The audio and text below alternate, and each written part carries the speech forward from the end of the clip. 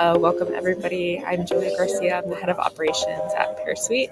And then with me today is Andrew, and we're going to be talking about Masque software. And this is really meant to be an engaging conversation. So feel free to use the chat or the Q&A. We'd love to hear from you as we kind of go through the presentation and use your questions and your engagement to be able to kind of guide our conversation today. So I'm going to pass it to Andrew to do a quick intro of Pear Suite and then talk about his background, and then I'll dive into my background as well. Hi, everyone. It's great to be with you all today in this virtual environment. I lead strategic initiatives at Pear Suite, which really informs a lot of our work around go-to-market strategy and industry partnerships. So I'm really excited to share a little bit more about what we do here at Pear Suite and how my work ties into that. And I'm really excited to be here with Julia today. A little bit about my background. My lived experience background is I, grew up in Mexico for the first half of my life, and that really has informed a lot of the work that I do, and ultimately my decision to go into the public health space. In terms of academics, my background's in health policy and management, and I really bring that research angle into the work that I do. And policy really informs a lot of the work that Pear Suite does. Today, that policy is, informing how we partner with other industry partners. It's informing how we choose to enter new states and continue working the great work or continue supporting the great work of community health workers. Really excited to be here today. And then again, my name is Julia Garcia, and I'm the head of operations here at Pear Suite. My lived experience is from my family being from Mexico and growing up in rural Texas, where access to healthcare, especially healthcare that was culturally competent and was able to be accessed in the language that my family spoke, was really sparse, and we had to travel pretty far to be able to access that care. So that is what ended up guiding me into my career in healthcare. For the last few years, I've been working in the Latino health equity space. I was at Zocalo Health briefly as a chief of staff and then head of customer success and market development. I was also at Curative, a biotechnology company that did about 20% of the country's COVID testing. And my background, of course, is in public health, worked at a rural hospital and at Seattle Children's Hospital for a while. So super excited to dive in to a little bit more about what Pear Suite is.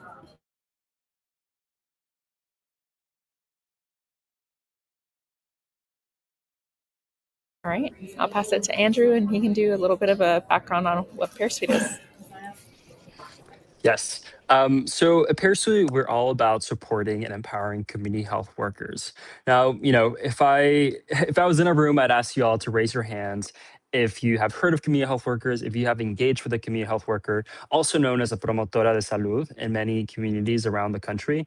But essentially, in every community, there are trusted local experts who are the true heart of the community health members. There aren't always doctors or nurses, and they're usually the staff that are found within nonprofits in your community and other community-based organizations. And these local experts, which are often, our neighbors as well, they're the ones helping families find healthy food and figure out how to find the right doctor, how to find, specialists, an appointment, or even how to navigate the complex paperwork to sign up for health insurance. All of these things are, complicated even for folks who have health insurance. And let alone for folks who are trying to navigate Medicaid and Medicare enrollment. So in terms of the workforce that we're empowering and supporting, these are community health workers and our superstars here at Pear Suite. Yeah, and these experts tend to go by a lot of names, like Andrew mentioned. So they could be community health workers or care navigators. Aline in the chat brought up Papa, that has healthcare advocates and care workers that go into people's homes. So that's also a really great example of community health workers in communities. And they help people with really everything. So things from like food access, so finding a local food pantry that's in their community that's accessible by bus, or helping them schedule the transportation over to a doctor's visit with their primary care provider so that they can get their annual blood work done.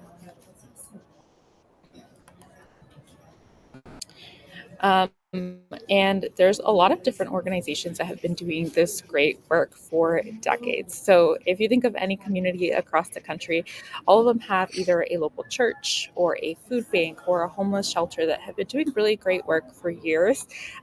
But a lot of them have been traditionally grant funded, and then also on paper and spreadsheets. And as we know, with the funding landscape right now and a lot of organization losing their grant funding for one reason or another, a lot of these organizations are really struggling to be sustainable. So, what we've done is be able to help these organizations with accessing the technology that they need. And of course, EHRs, clearinghouses have existed for years. This isn't any new technology, but we provide a software solution that has really an all-in-one tool that these organizations are able to use that includes everything that they would need to be able to provide community health worker or promotora services within their community. Um, Anything you want to add, Andrew? Yeah, I mean, I would say that's something that has been certainly top of mind for us as an organization. It is helping these community-based organizations scale. So when we think about supporting them with, their day-to-day operations, supporting them with revenue streams that fund this work, for us, it's really about bringing this power to them. Helping them decide how they want to scale, how they want to grow, and ultimately how they can support more community members through their existing line of services. So, we often tend to think of the word scale in a tech space, but, um, for those of you who've had the privilege of working with promotoras and community health workers, they are very entrepreneurial and they're constantly trying to think of how can they have the greatest impact. And so they've been excellent collaborators and partners in trying to scale their work. And really, a lot of these organizations are already experts in how to serve their community. Not only do they understand the language of their community, the culture of their community, but they also have a really intimate knowledge of the local resources that are available. So rather than just knowing the language and then also knowing the culture, they're able to know, okay, this food bank is open these days. People are easily able to access it. They really know those like nuances of their community and where they can send people to be able to access resources. So this is actually an example of a picture in one of the communities that we serve in Hawaii. So we tap into the local organizations that are already serving their communities, have been serving their communities for a year. And this was a picture in, I believe, Chinatown with an organization that's local to that community. And we did a food distribution where they were able to continue doing the great work that they were doing, but they had the access to the technology to be able to gather the data that they needed to be able to better serve them as well.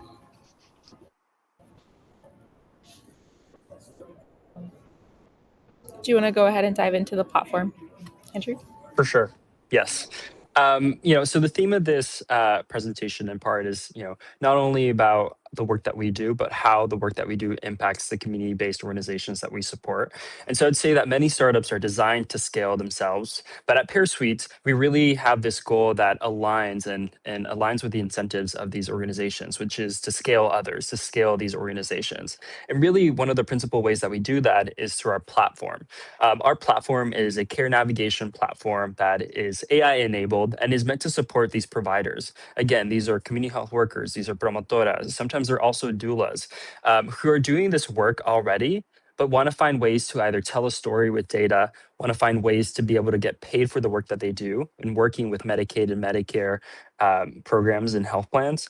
And so we're the matchmakers for these organizations. We equip them with the technology that they need, we equip them with the know how, and also with the relationships that we often build with health plans themselves and are able to then leverage to support these organizations on the ground.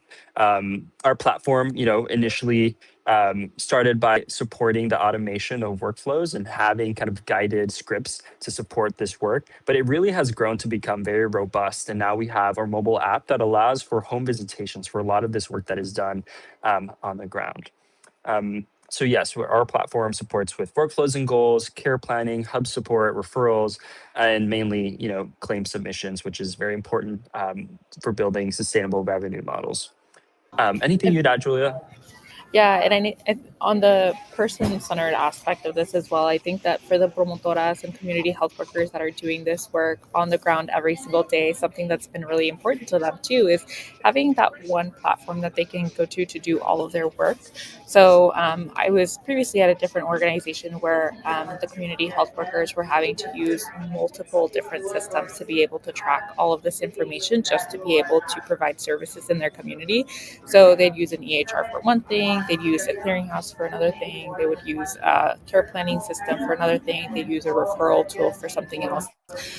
Pear Suite has all of it. So it really reduces burnout for the community health workers and promotoras that are doing really great on the ground work every single day, helping serve their communities. And I think that that's a really great added value of the Pear Suite platform.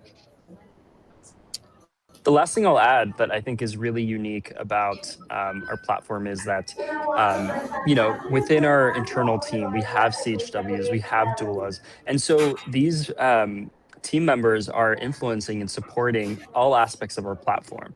And this is really exciting because when we think of human centered design and really designing for our day to day users, we're truly, living to those expectations, and I think has really led for us to develop a product and toolkit that is useful, and that is not just pretty to look at or has AI features, but it's like how when we think about tools that are enhanced by artificial intelligence, how can they truly be useful for these providers? How can they truly increase the impact that they're having on communities? So I think that's something that is fairly unique to Pear Suite and something that I'm really proud of. Yeah, and diving a little bit more into that impact on their communities, something that's really great about having thousands of community health workers and doulas that we're supporting across the United States is also that they're all very specialized in the services that they provide. So, one of them might be focused on one of the organizations we support might be focused specifically on, say, food access. Another one might be focused on diabetes, maternal health, housing. So we're really able to empower a lot of different organizations and CHWs and doulas that, again, are experts in their field rather than trying to do everything internal to our team ourselves. Like Andrew mentioned, our goal is really to be able to empower these organizations to scale themselves, to be able to generate sustainable revenue for their organization rather than having to hope that they get the next grant funding and then right now, of course, worry that that funding is going to be pulled away.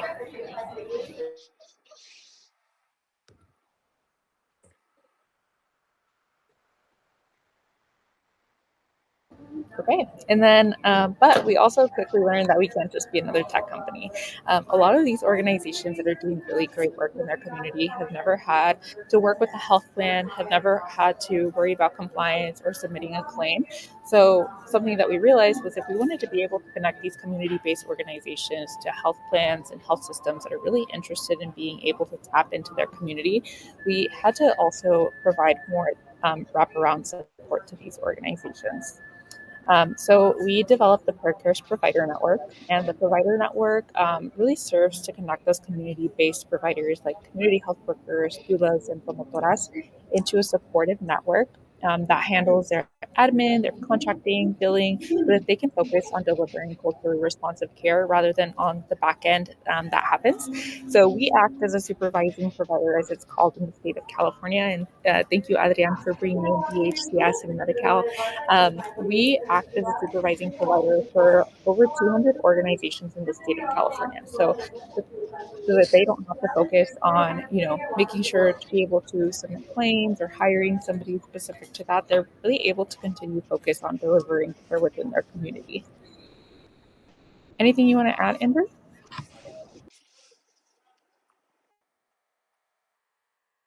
Sorry, I think I froze there for a second. Um, yeah, I mean, I think the provider network has been a huge opportunity for us to partner even more deeply with community health workers. Oftentimes, community health workers come to us and say, "Hey, I've been working with this organization, but there's this coalition of other, CHWs and promotoras that we want to work together to create our own hub or create our own." kind of billing organization. And so, as I mentioned earlier, CHWs and promotoras are very entrepreneurial, and they're constantly trying to think, how can we best support the community? And sometimes that means, creating their own LLCs and starting their own small businesses to basically, yeah, continue to be able to do the work that they do in a way that makes sense for them as individuals, and in a way that they can increase the impact. So that has been, I think, um, a huge opportunity of the provider network is allowing them to be able to do this kind of work too. And on the note of promotoras being super entrepreneurial and also motivated to support their community, I heard this story a few years ago about how promotoras, of course, have been traditionally volunteers for their community. And a lot of them, since they don't get paid, but they do get grants to be able to do health education courses for the Latino community.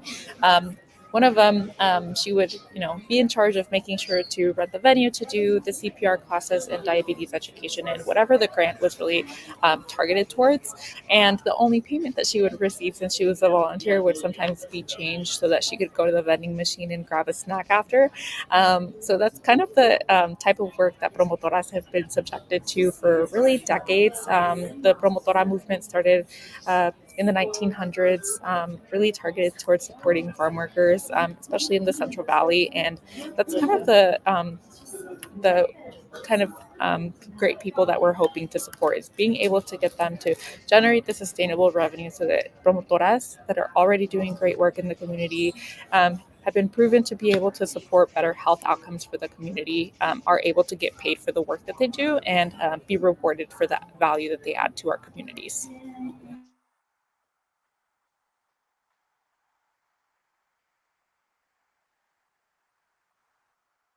And specific to California, too, we have about 750 community health workers onboarded just in California alone, which really shows kind of the area that we're able to serve whenever we just empower the local communities that are already doing the work and have been doing great work in their community for years. Andrew, I know that you lead a lot of these partnerships. Do you have any examples or that you'd like to share? Yeah, I think one of my favorite examples is how we've been able to bridge this. How we've been able to bridge different organizations to work together. I think a great example is the partnership that we've had with UC Davis, which is an academic center in the state of California. And something that has been really exciting about this partnership is that we've been able to bring, academic researchers trying to validate and evaluate the care model that community health workers offer. We're able to match them with actual community health workers and community-based organizations in the Central Valley, and all of a sudden, CHWs and promotoras become research contributors to these projects. This specific project and partnership that we have with UC Davis is focused on tobacco cessation and evaluating the different tobacco cessation programs that the state has. But I think it's just an example of how community health workers don't just support the members themselves, but they support the wider workforce, and they have a story to tell. And I think as part of my role in leading strategic initiatives, I'm constantly trying to think, how can we better tell this story in the form of data and metrics and evaluation? Because although us in the public health sector are very familiar with CHWs and promotoras, um, in the traditional healthcare system, there's still a lot of more learning opportunities for folks. And I think if we can serve as a better as a matchmaker between the larger health system and these organizations, we can do that through the data that we're collecting and the story that we're helping tell. And what's really great too is usually whenever you're trying to outreach to somebody to try and engage them in their healthcare, whether that's like, hey, we need your health risk assessment for the year, or hey, you're missing your annual wellness visit. A lot of that is cold outreach. But whenever you have somebody that's local, trusted in their community, and is already engaging with somebody to say provide them a box of food at the food pantry, you're able to have that community health worker also ask them these relevant questions like, do you have a PCP? And if not, what's stopping you from being able to go to your PCP every year? So it's a really great way to be able to tap in to the community because they already have that trust. They've been in the community for years and don't have to focus on building trust. They already have it. Um, Anything else you want to add? I think the next question is the Q&A slide. Yeah, I would say generally, I All think, right. um, Oh, can go you all hear for me? it. I can hear you. Yeah, I can hear you. Go Yeah, for it. I was just gonna say, kind of a final thought before we go into Q&A.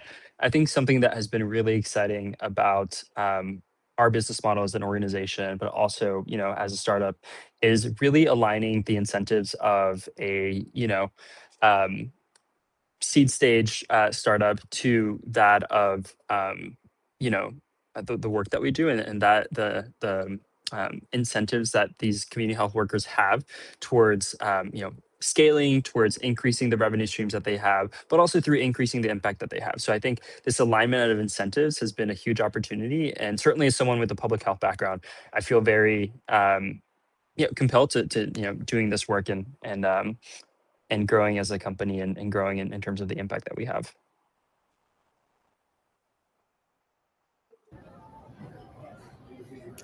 Amazing. So that's actually the presentation that we had planned for you all today. So if anybody has any questions, feel free to drop them into the Q&A, and then we will go ahead and answer any of those.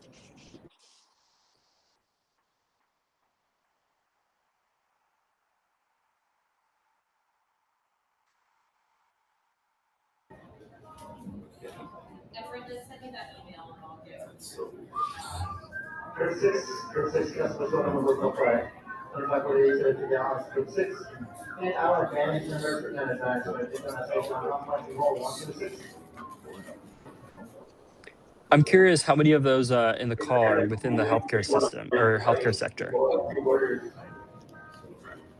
Anyone else also working in healthcare?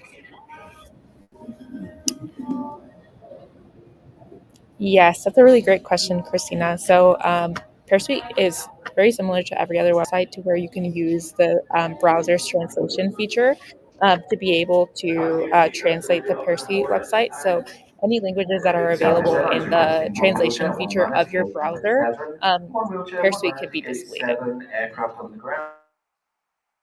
This is a really great feature, of course, for our promotoras, but we also have a lot of different organizations that focus on other languages. So we have like Hmong organizations, we have organizations that are targeted towards like the Russian community. So it's been really useful in having those individuals who have lived experience, or maybe immigrants, and want to support their community, but also want to be able to use Pear Suite to be reimbursed for the work that they're doing in the community.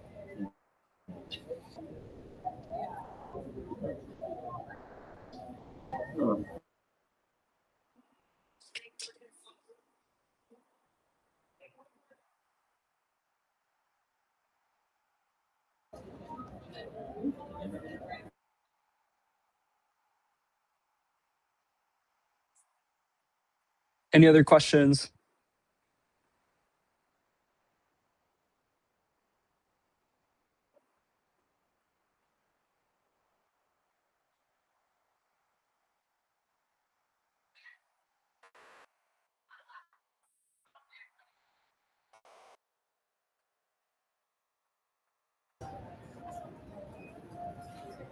All right, awesome. So, if any of you ever have any questions, or just want to chat about how you can connect even a community-based organization or a nonprofit to us, would love to get connected with you all. My email is displayed, and so is Andrew's. And of course, we also have our social media. PearSuite com is our website as well. You can find us on LinkedIn and Instagram, PearSuite Inc.